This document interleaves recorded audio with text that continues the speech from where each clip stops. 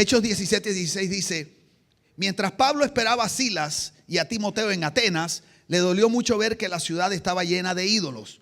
Habló en la sinagoga con los judíos y con los que no eran judíos, que creían en el Dios verdadero. También hablaba diariamente con la gente que estaba en la plaza de mercado de la ciudad. Algunos filósofos epicúreos y estoicos empezaron a discutir con él. Unos decían: ¿qué es lo que dice ese charlatán? Otros decían: parece que está hablando de otros dioses, porque Pablo estaba hablando de Jesús y de la resurrección. Entonces llevaron a Pablo a una reunión del consejo de la ciudad y le dijeron: queremos que nos expliques esta nueva enseñanza que estás presentando.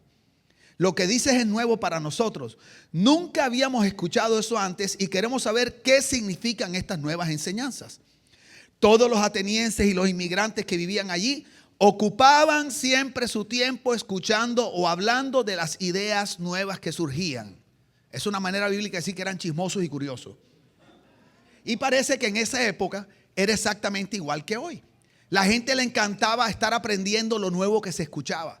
La gente siempre quería saber cuál era la última moda. En los tiempos de Pablo, Atenas era considerada el centro de la búsqueda filosófica de la verdad. Atenas era parte, aunque era Grecia, estaba dominada por el imperio romano.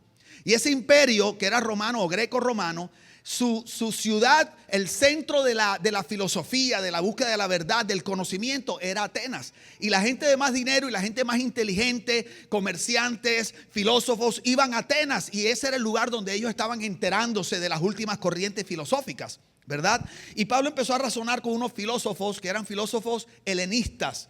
La filosofía helenista tiene varias vertientes. Tiene el epicureísmo, tiene el estoicismo, tiene el escepticismo. Entonces son varias corrientes, pero Pablo se encontró con unos epicúreos. Y el epicureísmo significa la búsqueda de la felicidad. Diga conmigo, la búsqueda de la felicidad. O sea, había una tendencia filosófica que era de las que estaba mandando la parada en ese tiempo, porque estas eran las filosofías de esa época, y era la búsqueda de la felicidad. Y el estoicismo básicamente es el desarrollo del autocontrol. Cómo tú te controlas para evitar que tus impulsos te hagan sufrir. O sea, lo que están es huyendo del sufrimiento. Entonces, la corriente filosófica, una era la búsqueda de la felicidad y la otra corriente básicamente era cómo ser libre del sufrimiento. Y esa es la humanidad de hoy. Le hemos cambiado nombres a las filosofías. Y después apareció Platón y después Aristóteles y todo ese asunto. Pero la realidad es que cuando tú vas al fondo del corazón de las corrientes filosóficas, todas tienen que ver con una crisis de existencialismo fatal.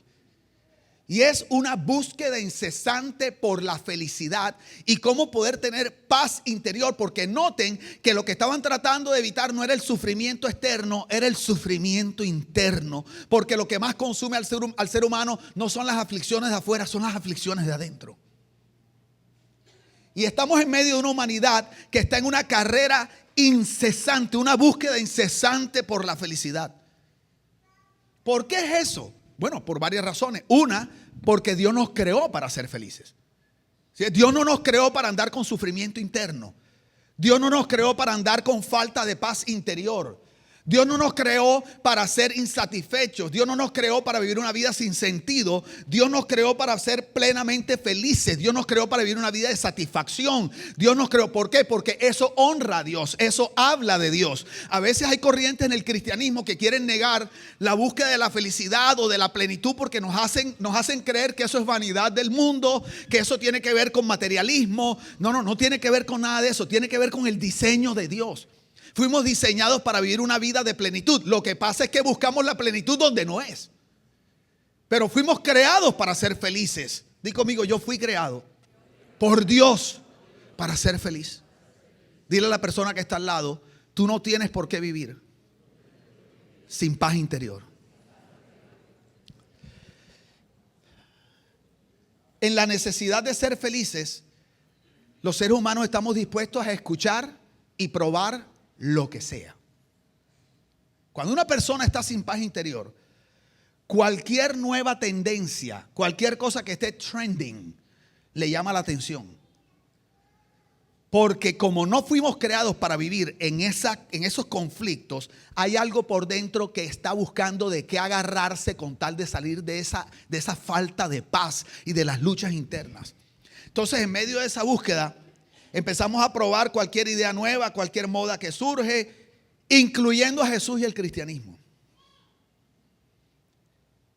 Porque Jesús y el cristianismo puede ser visto como una moda más. Jesús y el cristianismo, es más, en este momento el cristianismo está siendo visto como otra filosofía, como una opción más dentro del abanico de opciones que el ser humano tiene para escoger, para poder vivir una vida mejor y ser un poco más feliz. Y la razón de que eso esté sucediendo es que la iglesia presenta el cristianismo como una filosofía más. Y el problema es que ninguna filosofía produce felicidad.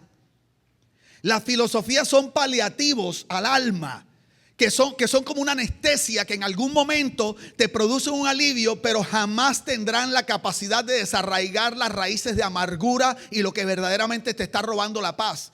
Ninguna filosofía podrá llenar el vacío de tu corazón, ni siquiera el cristianismo filosófico, ni siquiera el Jesús intelectual.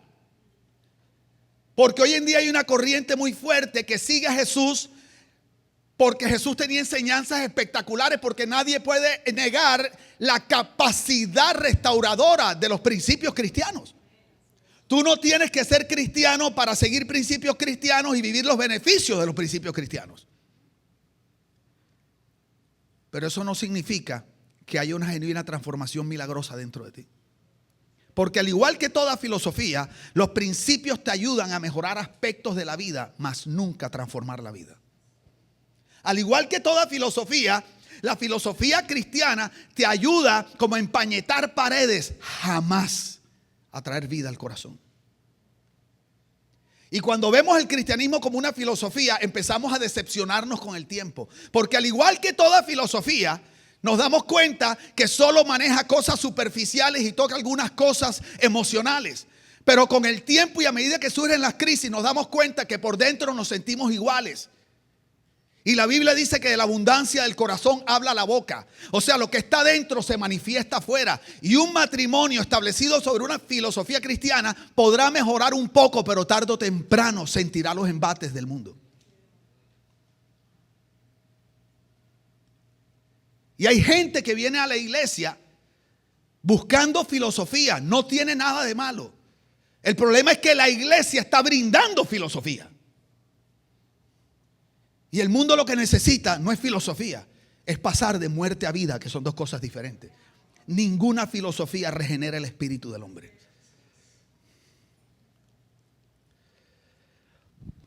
En Juan 10:10 dice: el ladrón viene para matar, hurtar y destruir. Y luego Jesús dice: pero yo he venido, y me gusta la nueva, esta versión. Bueno, dice: yo vine para darles vida y vida en abundancia. Entonces Jesús dice: yo vine para darles vida. Él no dice: yo vine para mejorarles la vida. Porque el ser humano, su vida es inmejorable, porque tú no puedes mejorar un muerto. Porque la Biblia dice que Cristo nos encuentra muertos en delitos y pecados, y lo único que se puede hacer con un muerto es maquillarlo. Y yo me pregunto, ¿cuántos cristianos son muertos maquillados?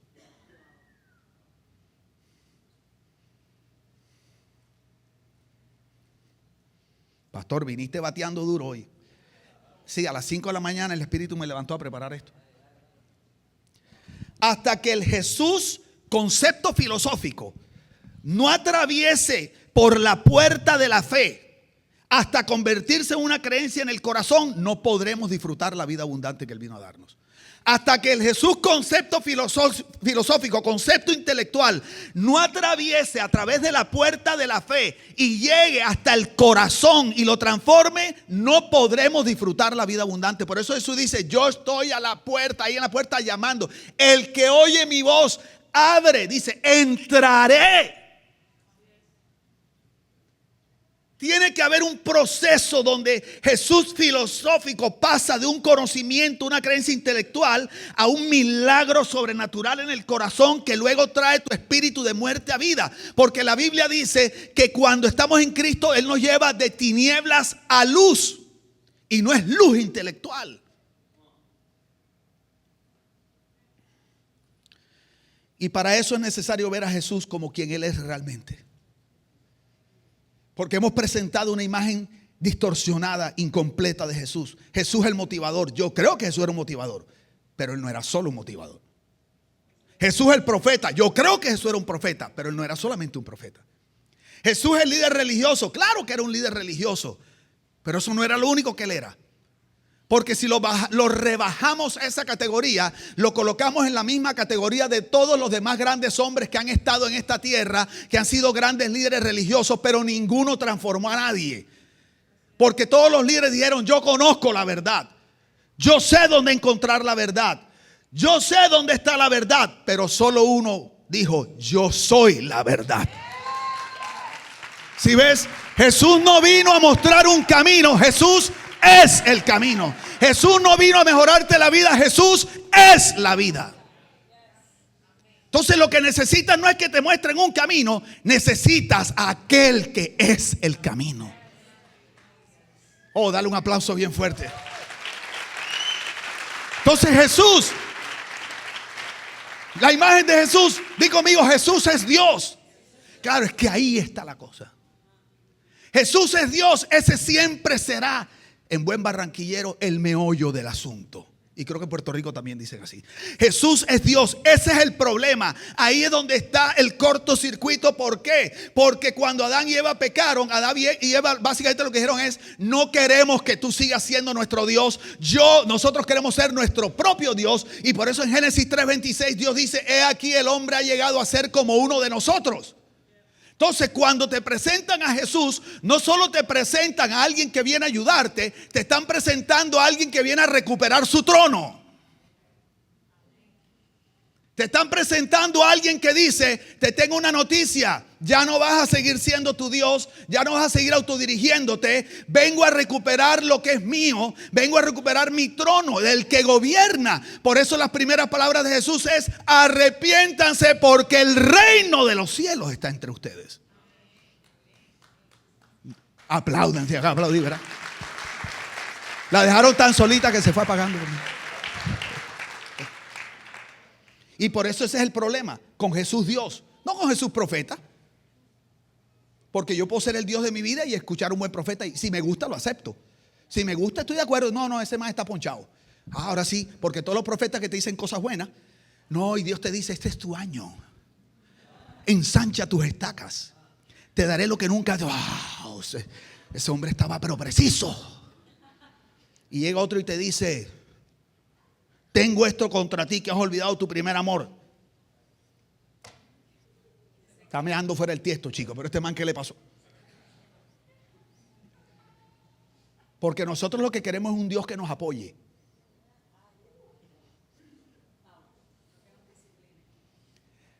No un Dios que nos transforme. ¿Sabes por qué? Porque la transformación es de adentro hacia afuera.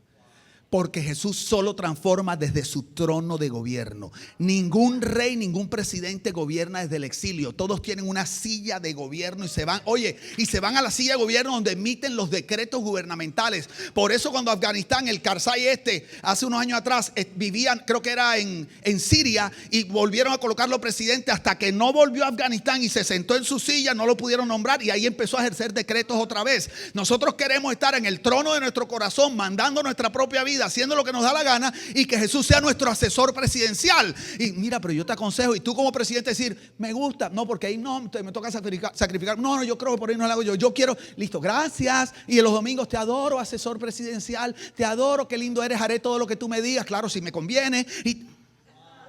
Y Jesús te dice: yo no puedo gobernar así, yo no vine a asesorarte. Necesito que te levantes del trono y me dejes el lugar que me corresponde.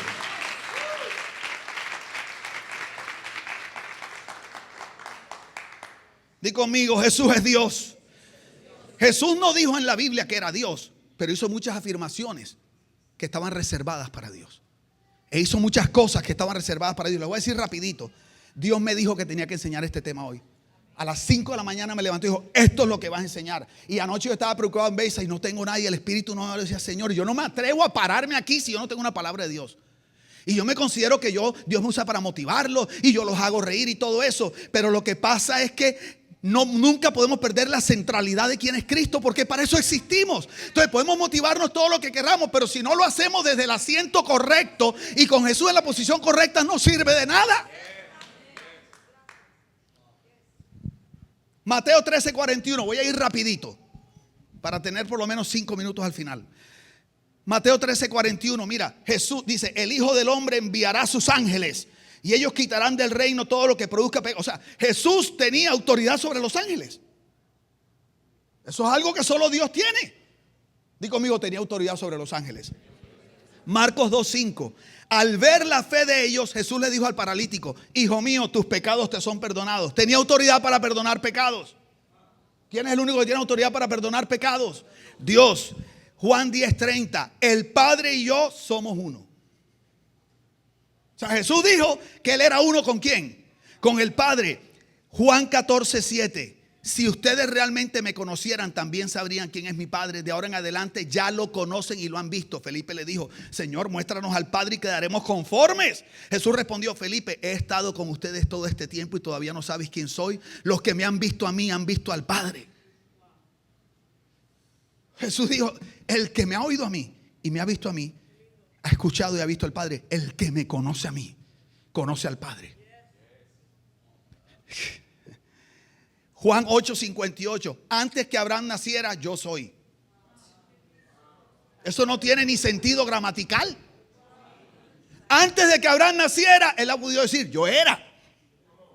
¿Es o no? Por lo menos. Antes que Abraham naciera, yo era. Antes que Abraham naciera, yo soy. O sea, mi maestra de español de tercero bachillerato lo raja de una. ¿Qué está diciendo? Antes de que él naciera, no solo era, no solo seré y soy, porque Dios no tiene pasado, presente ni futuro. Dios vive en un eterno presente.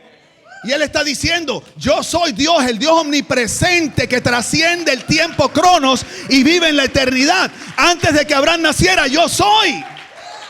Y por eso podemos confiar en Él, porque las crisis no son eternas. Si ves, la crisis comienza, la crisis se desarrolla y la crisis termina. No te desesperes en el medio de la crisis. Cuando la crisis termine, Jesús todavía es y todavía va a estar ahí. Jesús no corrigió a las personas que le llamaban Dios, ni siquiera para evitar la muerte, porque hacerse llamar Dios era muerte. Y cuando le dijeron, o renuncia a ser Dios o te matamos, Él no corrigió, Él dijo, no. Fíjate qué tremendo. Aceptó el atributo de divinidad que le daban los discípulos, como cuando Tomás le dijo, Señor mío y Dios mío. Él no dijo, pero por favor, Tomás, qué exagerado. No, que Jesús era un ángel. No era un ángel, porque los ángeles no aceptaban adoración. Porque cuando Juan subió al cielo en Apocalipsis y se postró al frente del ángel, el ángel dijo, no, yo no soy digno de adoración. Adóralo solo a Él, y apuntó al Cordero y al Padre. Pero cuando Tomás le dice, Señor mío y Dios mío, Jesús, ¿qué va a hacer? Si Él es Señor y Él es Dios. ¿Sí ves? Mira qué tremendo. Dijo tener el poder sobre la vida y la muerte. Juan 11:25, Jesús le dijo, yo soy la resurrección y la vida. El que cree en mí vivirá aún después de haber muerto. Y en Hebreos 1:8 dice, en la palabra teos del griego es una palabra reservada exclusivamente para Dios. Y es la palabra que se usa en este pasaje. Hebreos 1:8 dice, pero del Hijo dice, este es el Padre hablando, diga amigo, el Padre hablando, Dios hablando, dice, pero del Hijo. ¿Y quién es el Hijo? Jesús dice, del Hijo dice, tu trono, oh Dios, es por los siglos de los siglos, y cetro de equidad es el cetro de tu reino. O sea, el Padre desde el cielo diciendo, tu trono, oh Dios. Y este pasaje de Hebreos 1:1 dice, habiendo hablado hace mucho tiempo, en muchas ocasiones y de muchas maneras a los padres, a los padres por los profetas, en estos últimos días nos ha hablado por su Hijo Jesús, a quien constituyó, digan conmigo, heredero de todas las cosas. Mira cómo dice, por medio de quien hizo el universo. O sea, yo quiero que tú entiendas que la Biblia dice que a través de Cristo Dios creó el universo. ¿Ok? Dice el resplandor de su gloria. O sea, Cristo es el resplandor de la gloria del Padre. La expresión o representación exacta de su naturaleza. Cuando tú ves a Cristo, tú ves a Dios. Por eso la Biblia dice que Él es la imagen visible del Dios invisible. Dice, y sostiene todas las cosas por la palabra de su poder. Ni un planeta se sale de órbita porque Jesús la sostiene con la palabra de su poder. Si ves cada hoja, cada cabello, aunque a algunos parece que el poder de Dios no les ha afectado mucho porque no hay cabello, tú sabes. Todo lo que sucede está sostenido por Jesús. Mi matrimonio se sostiene en Cristo. Mis fuerzas están en Cristo. Lo que me tiene hoy predicando con pasión aquí es Cristo. No es mi fuerza, no son mis ganas, ni es mi pasión. Yo estoy sostenido en el mismo poder de Dios que es Cristo Jesús. Esa es mi esperanza. Jeff. Y quiero terminar con esto. Hechos 17:22, volvemos a Pablo. Entonces Pablo, de pie ante el concilio, les dirigió las siguientes palabras. Ahí están los epicúreos, buscando la felicidad. Los estoicos, huyendo del dolor y la amargura interna. Los escépticos que no creían en nada. Los escépticos decían, no hay verdad, y si existe no puede ser conocida. Wow, qué esperanza, chicos. Por eso es que hoy en día las personas dicen, no seas tan escéptico. De ahí es que viene. Y ahí estaban y les dice, hombres de Atenas, veo que ustedes son muy religiosos en todo sentido.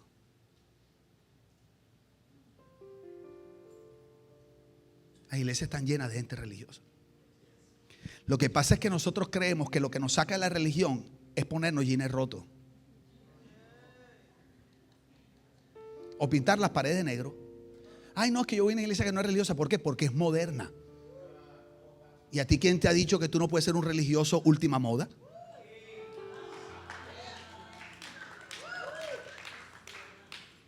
Claro, nosotros no nos ponemos así para no ser religiosos. Yo estoy así porque queremos conectar con una nueva generación y entendemos que el corazón de Dios es por la nueva generación. Pero esto no es lo que me quita la religiosidad. Yo conozco gente ultra conservadora menos religiosa que la gente moderna.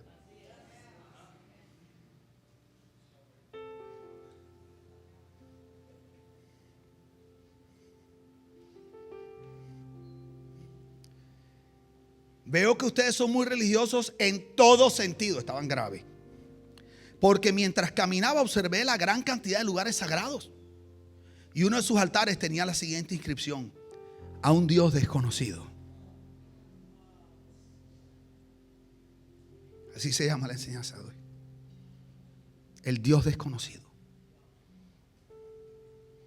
Este Dios, oye, esto es muy profundo. Todos los altares.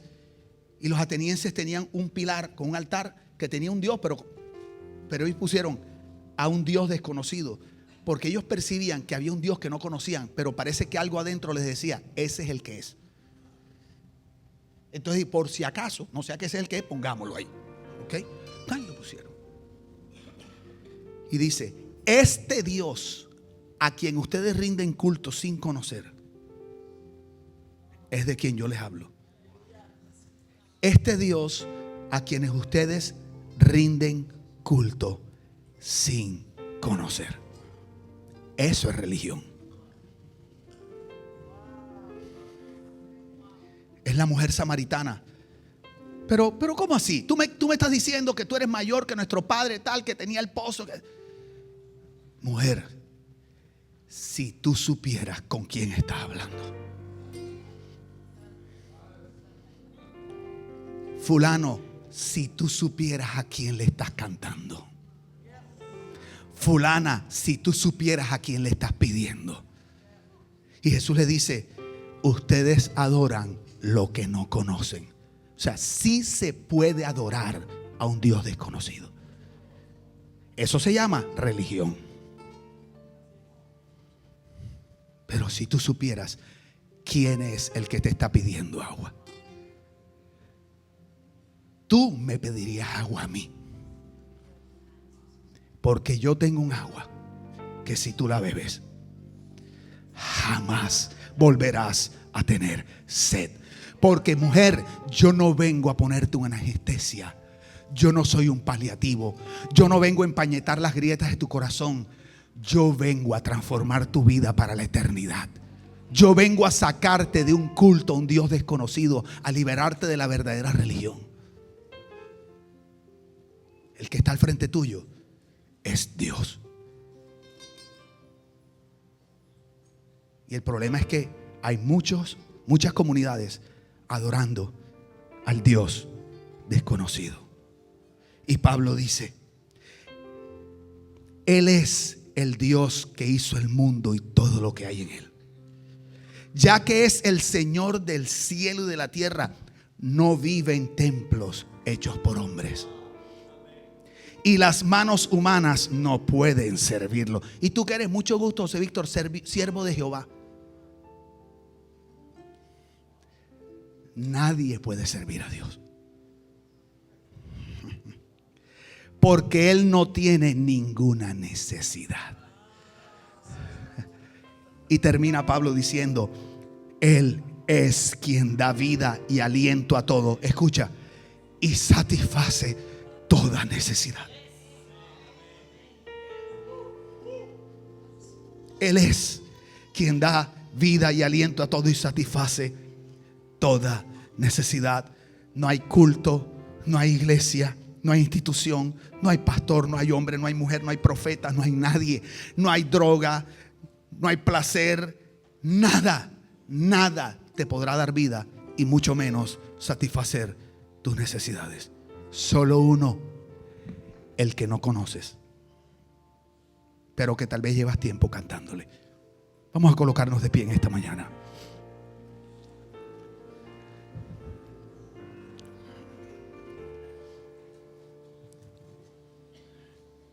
La que cantó Carlos. Vamos a llevarnos esto, please.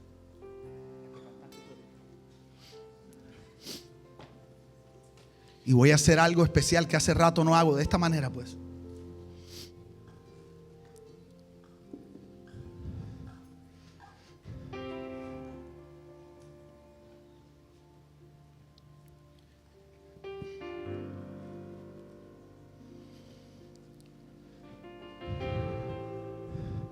Ahí Pablo, ¿sabes lo que dice? Hay un lugar que yo no lo leí, que él dice: y Él está cerca. Dice: Él está cerca. Digo, amigo, está cerca. Y Pablo en Romanos dice: cerca de ti está la palabra que predicamos, dice. Cerca de tu corazón. Y Pablo dice: está a la mano.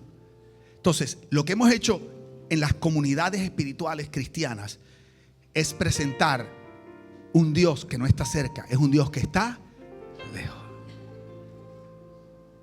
Y Jesús dice: yo no estoy lejos, yo estoy muy cerca. Y yo no sé cuán lejos tú has pensado que ha estado Dios, pero yo sentí que hoy tenía que venir a decirles que Él está cerca. Y yo siento que aquí hay personas, o sea, tan cerca, es como que Él está donde está Karen y yo puedo hacer así. Si yo no tengo que caminar a un lugar para buscarlo, Él está cerca. Y yo siento que Jesús está caminando de una manera especial en este lugar hoy, y que está cerca. Y yo percibo como que Él está diciendo: solo extiende tu mano, estoy cerca. Porque Él quiere pasar de ser el Dios desconocido al Dios íntimo. Y si tú quisieras pasar por la puerta de la fe, de lo intelectual a la creencia del Jesús Dios, en este día solamente quiero pedirte que levantes tu mano. Yo quiero hacer una oración por ti. Voy a hacer algo que no hago hace rato. Todos los que quieran hacer esa oración, quiero pedirles que vengan aquí adelante. No me corran la silla. Todos aquí adelante, aquí adelante, aquí adelante. Yo quiero orar contigo. Todo el que dice: yo necesito pasar del Dios desconocido al Dios de lo íntimo, del Dios del intelecto al Dios real, del que alivia al que sana, del que alivia al que regenera.